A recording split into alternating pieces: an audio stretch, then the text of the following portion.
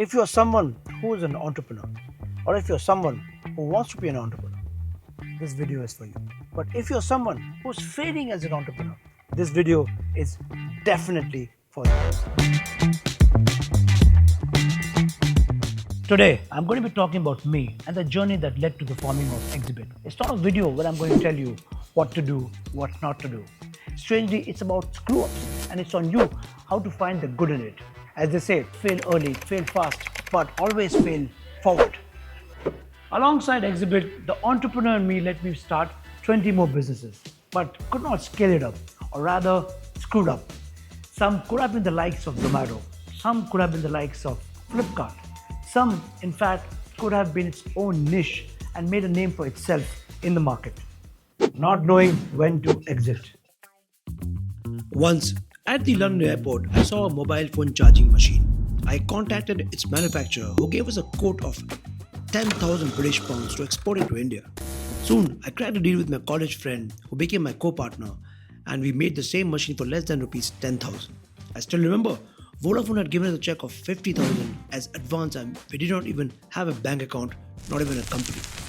Nevertheless, we sold over 12,000 machines to Vodafone, Reliance and Airtel for their corporate customers and installed them in malls and nightclubs from our side across Kolkata and Delhi. We were terrible at accounts and had tax liabilities at large. Professional tax, income tax, anything you can imagine, and we had penalties, fines and a legal document reaching our premises every day. We were so naive or flushed with easy money that we used to import chargers from China through DHL and pay 15 times more, which otherwise could come in LCL, loose cargo mode, and save obnoxious amounts of money. But we were rolling in at the same time spending and expanding, sometimes mindlessly. And that is how Exhibit was conceived. We made great connections with the network operators, smartphone brands, understood advertising marketing also. Initially, Exhibit was a browse and buy magazine where you could see a product, call us or email us, we will deliver it anywhere in the country.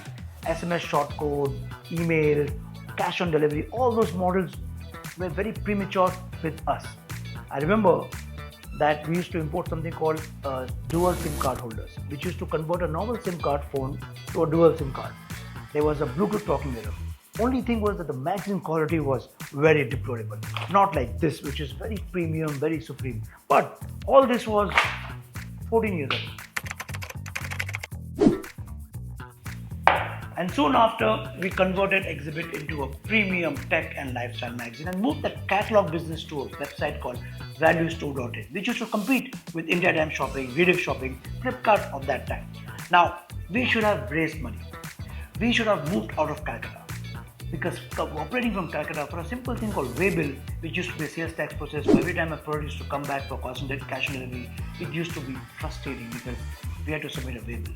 All these things delayed our growth. We should have seen the big picture, but we were very comfortable with our friends and family, with no real mentor around to give us the big picture guidance, and that today we could have probably maybe become a Flipkart. When you want to play big, be at the right place.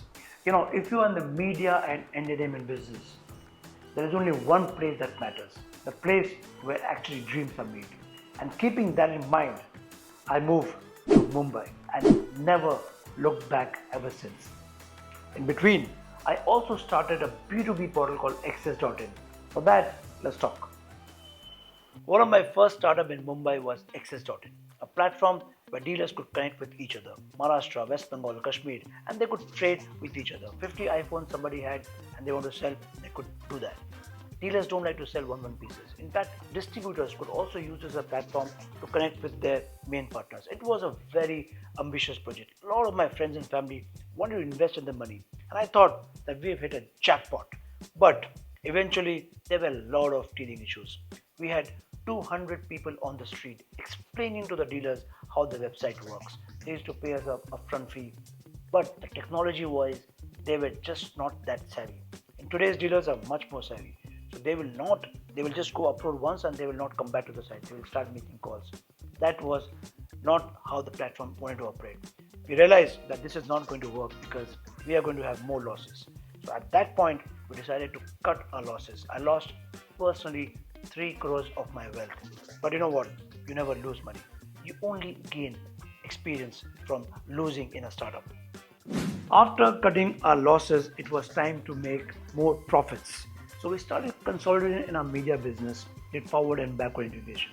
Started dropping event IPs, big event IPs. Exhibit Tech Awards was the first 11th year in its time right now, is one of the biggest tech awards in the country.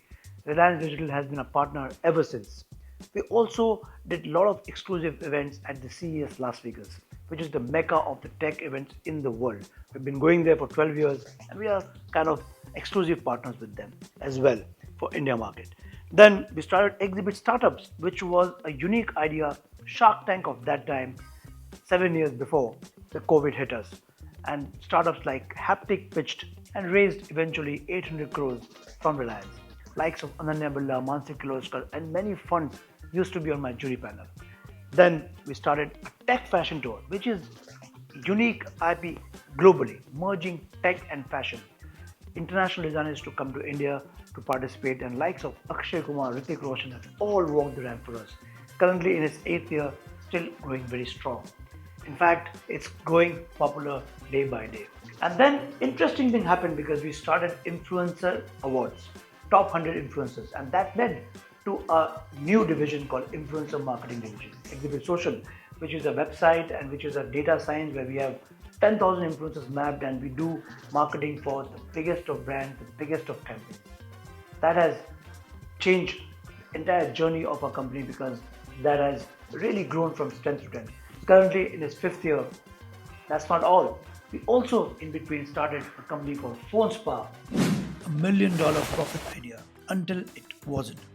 Alright, picture this. Your smartphone gets a 5-minute makeover. Any image you want, printed on the back of your case while you sip your overpriced small coffee. Genius, right? We thought so too. We went big, 10 stalls in Mall, Delhi and Mumbai with a franchise concept buzzing like a startup on caffeine. But here's where reality slapped us harder than a bad Wi-Fi connection. Managing an app, tracking a gazillion phone cases and dealing with them mysteriously disappearing inventory. Not so fun as the pitch deck made it sound. 1 year, we took a hard look at the numbers, swallowed our ego and pulled the plug. Returned the franchise fees and took the losses. Lesson, some ideas sparkle on paper but crumble in execution. But screw-ups, just a plot, twist in the entrepreneurial saga. So quickly wash it off and move to the next one.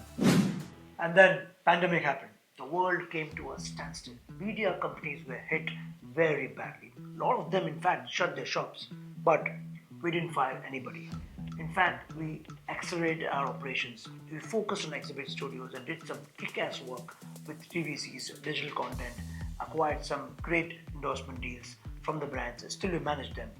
Then something really very interesting, something that I've been working for a lot of time happened. Something that I actually grew up looking at the posters. We acquired the rights for BBC TopGear magazine. As you know, BBC TopGear is the world's favorite and most sought after automotive media brand. Everyone knows it. Anybody who's remotely interested in cars or motorcycles would know about the TopGear.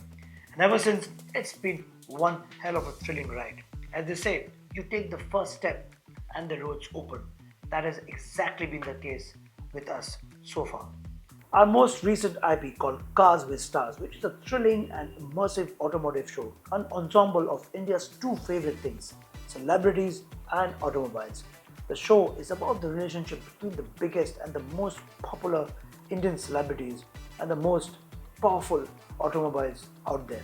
It's a game show, it's unscripted, and it's a lot of adrenaline pumping fun. We wouldn't be the same without our screw-ups. Completely bootstrapped company, and thankfully debt-free, where people like to take risks and hold responsibilities. You know, behind every successful business, there are multiple screw-ups which are never discussed. So I guess it's time now to go out there, screw up, stand back again and conquer. The journey continues.